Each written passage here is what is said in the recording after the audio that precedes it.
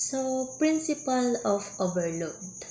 So, first of all, principle of overload is one of the principles of training that can help us improve our fitness, make a progress on our performances, and can help us lessen the chance of injuries in our physical activities.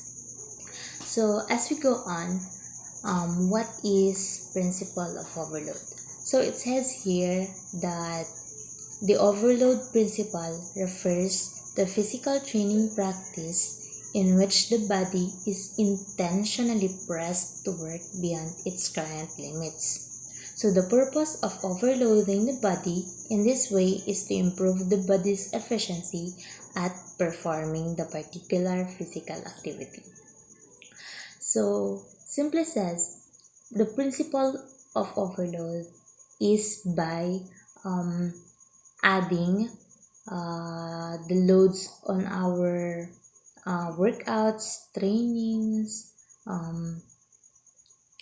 exercises for us to make our body adapt into that particular physical activity or into that particular exercise or training that we are doing.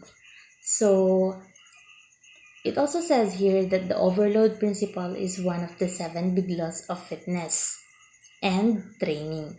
So simply put, it says that you have to increase the intensity, duration, type, or time of a workout progressively in order to see adaptations. The adaptations are improvements in endurance, strength, or muscle size. So, in the principle of overload,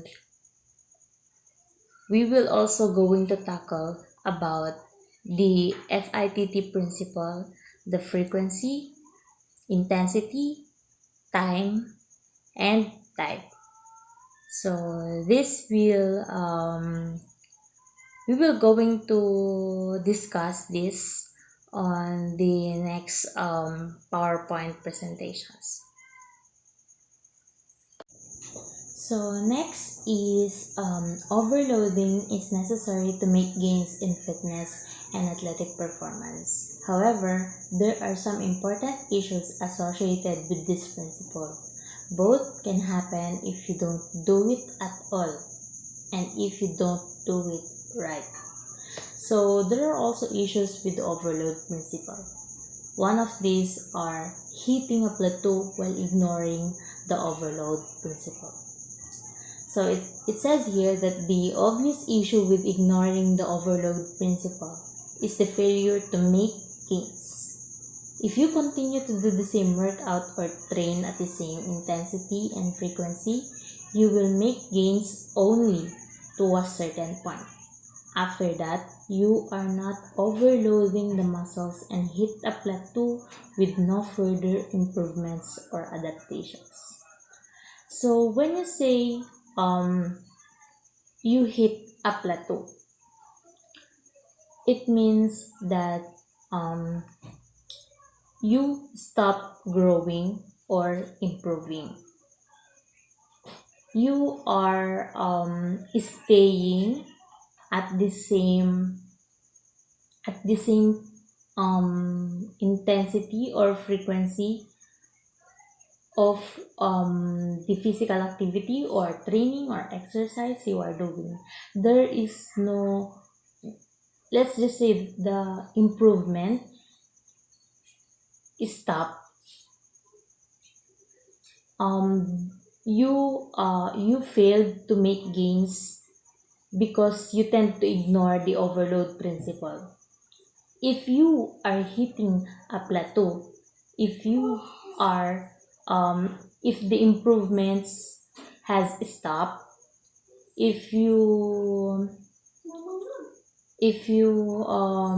just stay the same at the same point or at the same level of workout or exercise, you are doing, then you must follow the overload principle. It means that if you hit a plateau, you have to add your exercise, the loads of the training you are doing for you to make gains, for you to improve your muscles, your strength, improve your body, improve all you want to improve. So if you hit a plateau, do not ignore the overload principle. That's all. Good day, everyone. So, issues with the overload principle. First one is overreaching and overtraining stress. If you use the overload principle in the wrong way, says you increase intensity quickly, you get into states of overreaching or overtraining. So it says here that if you are doing a overload principle training, you must not increase your intensity or your training too quickly, so that you will not suffer from overreaching or training. You must train in the proper way, or you must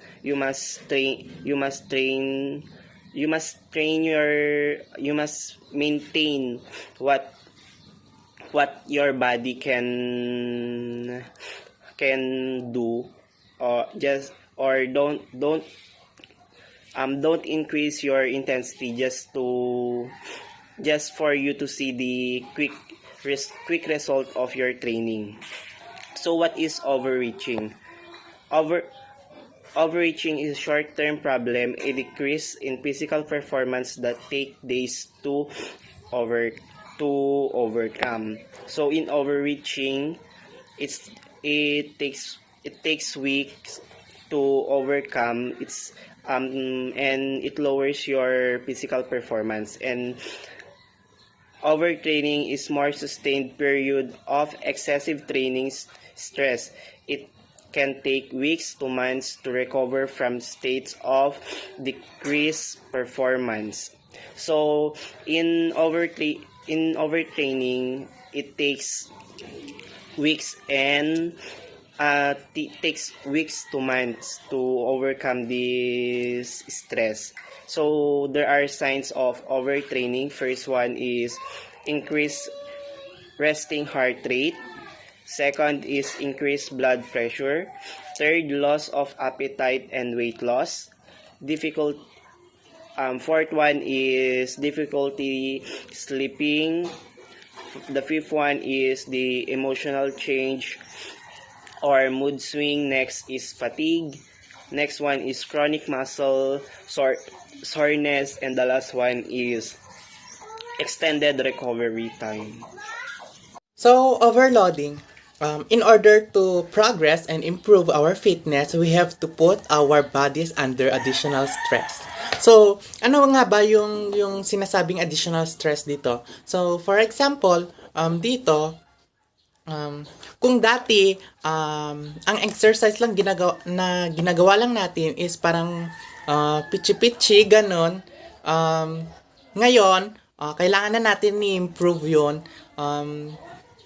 Improve parang basic, tapos improve natin siya sa advance. So applying this training principle will cause long-term adaptations, enabling our bodies to work efficiently to cope with this higher level of performance. So in here, kapag sa overloading, kapag parang nilalagay natin yung sarili natin under additional stress, parang masasanay tayo at kapag nasasanay tayo, nakakaya na nating gawin yung nakakaya na nating i-perform or gawin yung higher level of performance na sinasabi. So, overloading can be achieved by following acronym FITT. So, in frequency, increasing the number of time you train per week. So, dito, kung gaano ba natin kadalas gawin yung isang bagay. Example nito is so kung dati madalas mo lang gawin yung isang exercise, ngayon is palagi mo na siyang ginagawa. Next is intensity. So intensity is increasing the difficulty of the exercise you do. For example is running at 12 kilometers per hour instead of 10. Another example here is increasing the weight you are squatting with. So kung yung dati is nagbubuhat ka lang ng isang dumbbell habang nag-i-squat, ngayon naman dinagdagan mo na siya ng another dumbbell na mag-squat. Bali, dalawang dumbbell na habang nag-squat. So, that is intensity. So, next is time. Increasing the length of time that you are training for each session. For example, cycling for 45 minutes instead of 30 minutes. So, every exercise, dati kinokonsume mo lang yung 10 minutes, 10 minutes, ganun. Pero mas tumatagal ka na sa pag-exercise. Dati 10 minutes, 20 minutes. Ngayon, naging isang oras na. So yun, increasing the length of time that you are training for each session. Let's go for type. Increase the difficulty of training you are doing.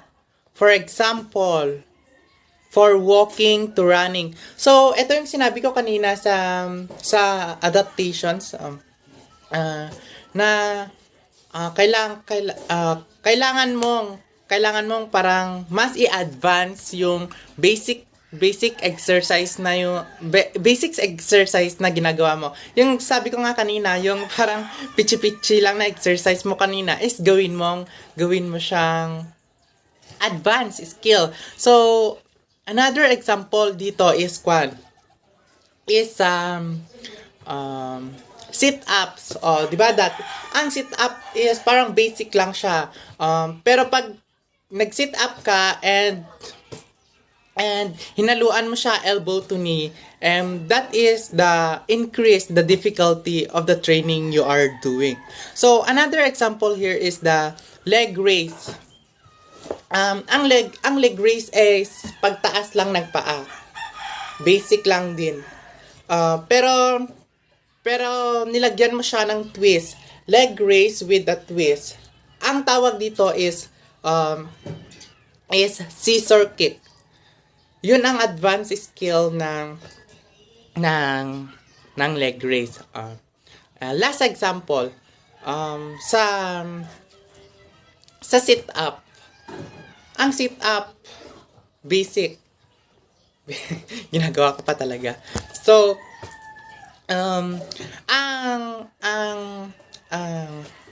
increase the difficulty of the training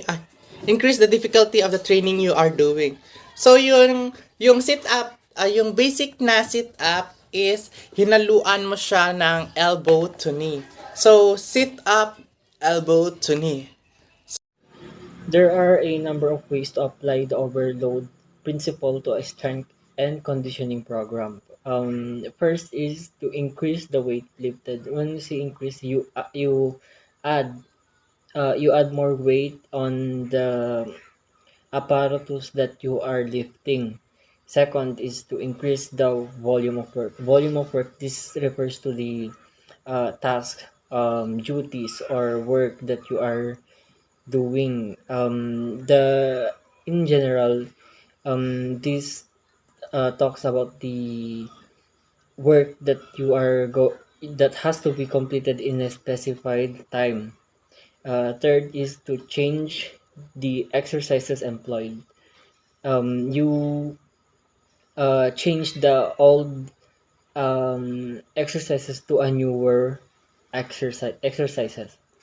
Fourth is to modify the order of the exercises. When we say modify, change you change the old exercises to a newer exercises. And lastly is the alter the rest periods. And overload is not something that only needs to be applied on a daily basis. It must be over a lifetime of training.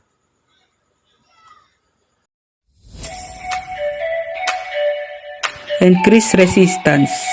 You should be comfortable lifting a weight for 10 to 12 repetitions before you move on to a heavier weight. You should also master the exercise and make sure you have good form before you move up in weight. When you're ready to lift heavier, look for a weight that you can lift for about 10 repetitions, but the last 2 or 3 reps should be a challenge. If you're doing multiple sets, give yourself plenty of time to rest in between. You should also take 1 or 2 days off in between lifting to give your body time to recover. Increase endurance or length of workouts. For cardiovascular endurance, you can increase the length of your cardio exercise sessions. Do this gradually. For example, run or cycle an additional 20 minutes every few weeks. Allow your body plenty of recovery time after putting additional strain on it. Rest for 2 or 3 days before your next cardio workouts. Increase tempo. Try increasing the tempo by using a lighter weight but lifting at a quicker pace.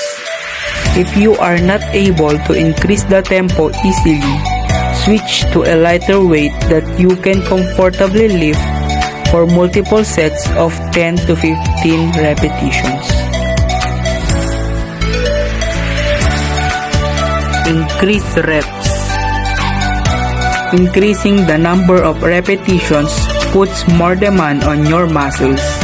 This can make them stronger over time. For each exercise, try increasing from 2 sets of 10 repetitions 1 month to 2 sets of 12 repetitions the next month. You can also switch to 3 sets instead of performing only 2 sets.